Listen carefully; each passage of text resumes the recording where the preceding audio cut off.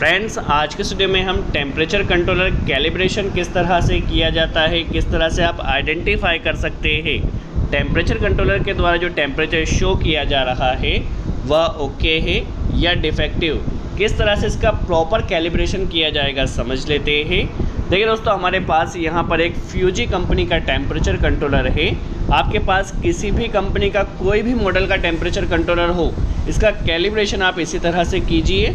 Calibration करने के लिए देखिए हमारे पास एक टीसी कैलिब्रेटर है जिसके ज़रिए हम मिली वोल्ट जनरेट करते हैं। इसके अलावा आपके पास एक millivolt to degree Celsius conversion chart होना चाहिए जिसके ज़रिए आप कंफर्म कर सकते हैं टेम्परेचर कंट्रोलर में कितने मिली वोल्ट वोल्टेज देने पर कितने डिग्री टेम्परेचर वहाँ पर आना चाहिए। तो millivolt to degree Celsius conversion chart होना चाहिए। ये चार्ट आपको जे टाइप थर्मोकपल के लिए भी मिल जाएगा। यदि आपके पास के टाइप का थर्मोकपल है तो के टाइप थर्मोकपल के लिए भी आपको चार्ट मिल जाएगा। स्टैंडर्ड यह चार्ट है। इसमें टोटल आपको 5 रीडिंग लेना होगी। किस तरह से रीडिंग लेना होगी वह भी हम समझेंगे। इसके अलावा आप देखिए हमारे पास यदि हम टेम्परेचर कंट्रोलर कैलिब्रेटर में बात करते हैं तो जो फर्स्ट नॉब दी गई है, फर्स्ट नॉब के ज़रिए देखिए मिली वोल्ट पर आप इसे सेट कर दीजिए क्योंकि आप इस कैलिब्रेटर के ज़रिए मिली वोल्ट जनरेट कर रहे हैं।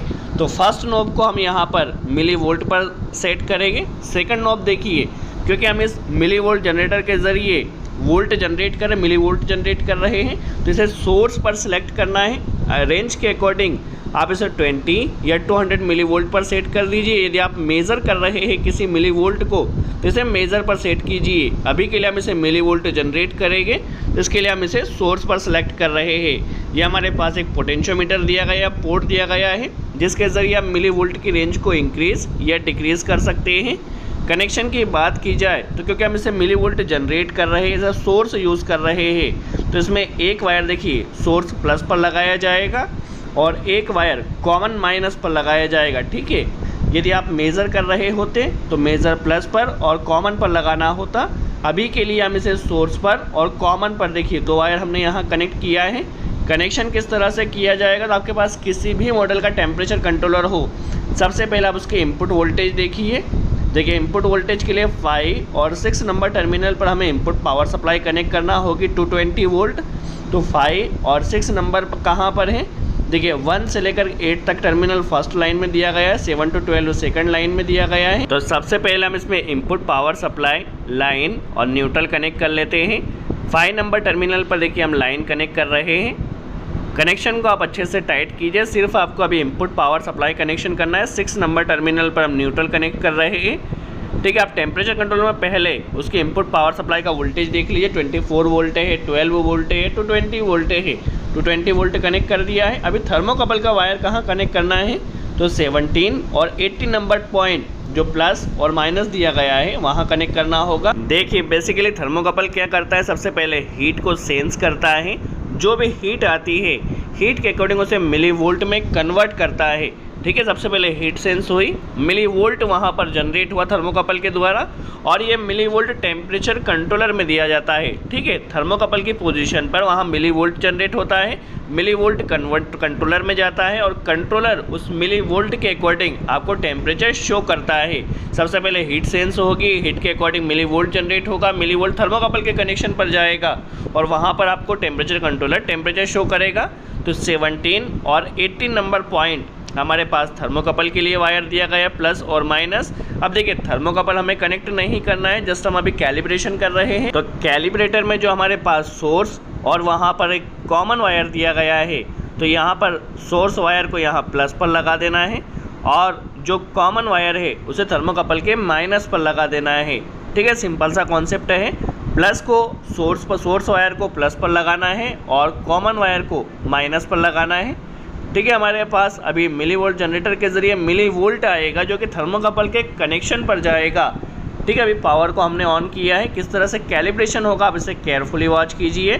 सबसे पहले थर्मोकपल का सिलेक्शन कर लेना है, चैनल 6 में जाना है। चैनल 6 में जाने के बाद जे टाइप का थर्मोकपल हमने सेट किया है। आपके पास के टाइप का, PT100 जो भी टाइप का थर्मोकपल हो आप उसमें थर्मोकपल सेट कर दीजिए। अभी हमने यहाँ पर जे टाइप का थर्मोकपल सेट कर देना है। ठीक है, आपके पास जो भी टेम्परेचर कंट्रोलर हो सबसे पहले आपको टाइप सेट करना है। तो जे टाइप थर्मोकपल सेट किया है, इसे सेट कर बाहर आ जाना है। मिली वोल्ट जनरेटर की पावर को ऑन कर देना है। ठीक है, देखिए पावर ऑन हो चुका है। अब इस मिली वोल्ट जनरेटर के ज़रिए मिली वोल्ट जनरेट होगा। तो सबसे पहले कैलिब्रेटर को हमें 0 पर कर देना है।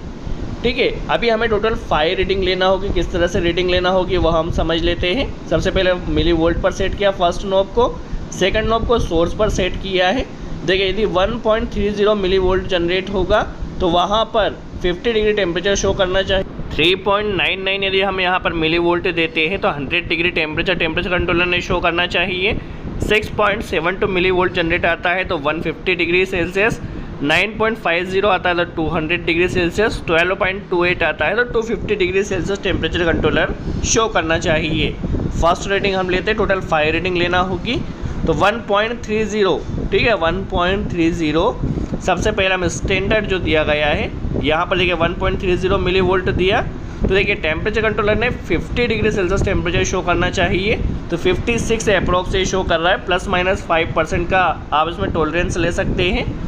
ठीक है, यदि ज़्यादा डिफरेंस होगा तो आप कह सकते हैं टेम्परेचर कंट्रोलर आपका वर्क नहीं कर रहा है।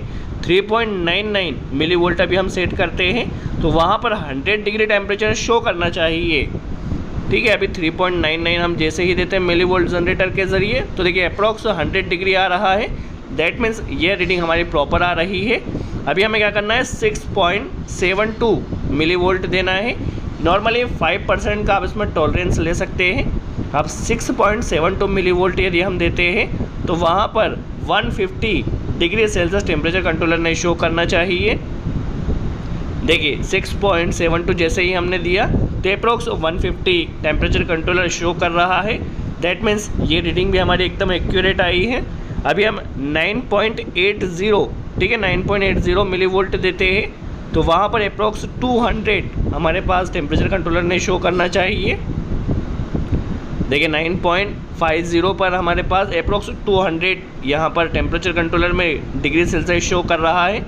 12.28, ठीक है 12.28 यदि हम देते हैं तो approx 250 degree Celsius temperature controller ने शो करना चाहिए। देखिए आपको टेम्परेचर कंट्रोलर का कैलिब्रेशन करने के लिए टोटल 5 बार आपको 5 टाइम रीडिंग लेना होगी और कम से कम 3 टाइम इसकी रीडिंग एकदम एक्यूरेट आना चाहिए। 5% का आप टॉलरेंस ले सकते हैं, कम या ज़्यादा हो सकता है, प्लस माइनस ले सकते हैं। यदि आपके पास थर्मोकपल के टाइप का हो तो फिर आप इस चार्ट को लीजिए। देखिए के टाइप थर्मोकपल के लिए हमारे पास millivolt to degree Celsius conversion का यह चार्ट है। इसमें भी टोटल आपको 5 रीडिंग लेना होगी। 5 रीडिंग लेने के बाद आप एकदम एक्यूरेट कह सकते हैं टेम्परेचर कंट्रोलर के द्वारा जो टेम्परेचर शो किया जा रहा है वो ओके है या फिर डिफेक्टिव। सो आई होप आपको यहाँ कॉन्सेप्ट क्लियर हुआ हो कि टेम्परेचर कंट्रोलर का कैलिब्रेशन किस तरह से किया जाता है। दोस्तों यदि आपके पास किसी भी मॉडल का टेम्परेचर कंट्रोलर हो आप इसी तरह से कैलिब्रेशन कर सकते हैं। दोस्तों वीडियो अच्छा लगा हो तो लाइक का बटन ज़रूर प्रेस करें। सो आज के लिए इतना ही। Thanks friends.